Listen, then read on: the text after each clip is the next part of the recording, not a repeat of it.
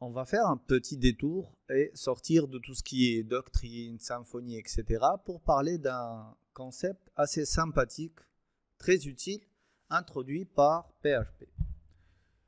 Donc, lorsqu'on va créer un nouveau projet ici, par exemple, je vais l'appeler Untitled 1, 2, 3. Je vais l'enlever après.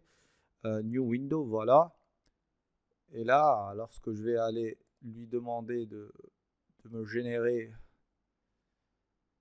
la version utilisée par... Voilà. On voit qu'à un certain moment, on parle de traits.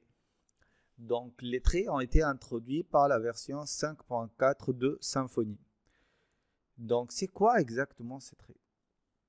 En fait, ces traits, c'est pas une classe, c'est pas un fichier standard. En fait, c'est un fichier qui va nous servir à externaliser du code redondant dans plusieurs classes différentes. Là, vous pouvez me dire qu'est-ce que tu racontes. On a l'héritage pour ça. Donc, tu vas aller centraliser, créer une classe mère. Tu vas mettre les méthodes que tu veux. Et après, tu hérites. Et c'est bon, on a géré ça. Bah, sauf que on n'a pas d'héritage multiple en PHP. On n'a qu'un héritage simple, ce qui fait qu'on ne peut pas hériter de plusieurs classes en même temps. Ah, oui, c'est vrai. Donc le problème ici se pose. Si on hérite d'une classe, on est puni. On n'a plus le droit d'hériter d'autres fonctionnalités qui vont être redondantes. Qu'est-ce qu'on peut faire? Eh bien, PHP nous offre les traits. Elles sont non instanciables et elles sont appelées là où vous voulez. Et en fait, on peut imaginer que les traits, c'est comme du copier-coller d'un ensemble de fonctionnalités et d'attributs qu'on veut mettre partout. Eh ben, on va aller créer un trait. Et lorsqu'on veut coller ces données-là, eh ben, on va lui dire, tiens, va utiliser les traits. On va prendre un petit exemple.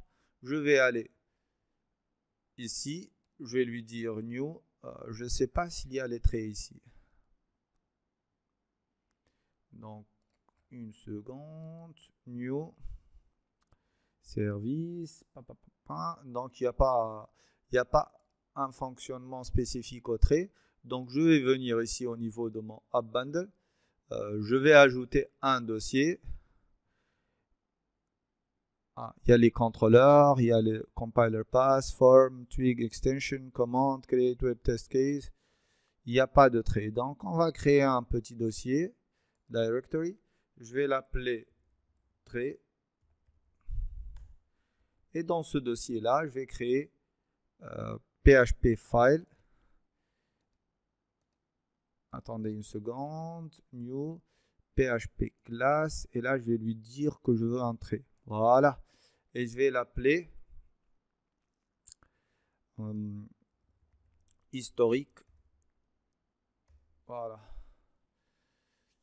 Et donc là, je vais ajouter juste une petite méthode que je vais appeler donc public function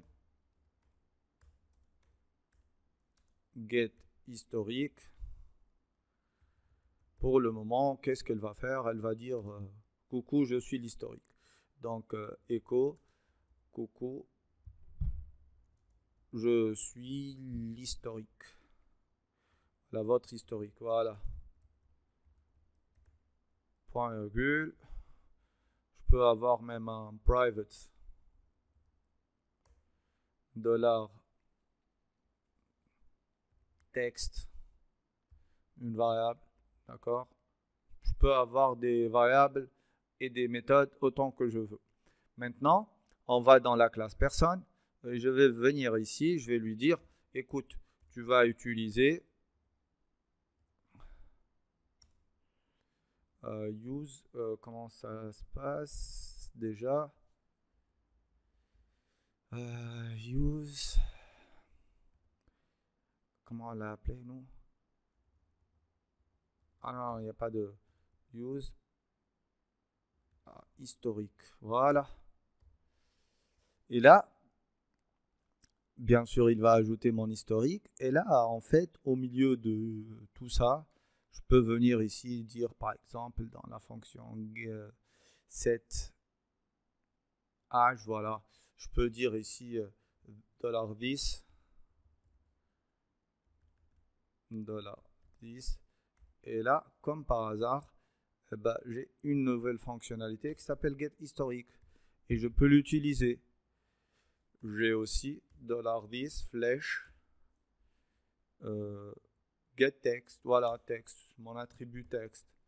Et là, en fait, on voit que on a pu récupérer tout ce qui se trouvait au niveau de l'historique directement dans la classe personne, sans faire d'héritage ou quoi que ce soit, sauf qu'on n'a pas les règles de l'héritage, mais qu'on a en fait certaines règles qu'il faudra aller voir dans la documentation sur les traits.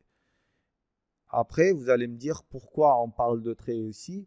On va voir dans les prochaines vidéos l'intérêt de l'utilisation de ces traits et le mixage de ces traits avec, par exemple, notre entité pour des fonctionnalités qui peuvent se répéter dans la majorité des entités.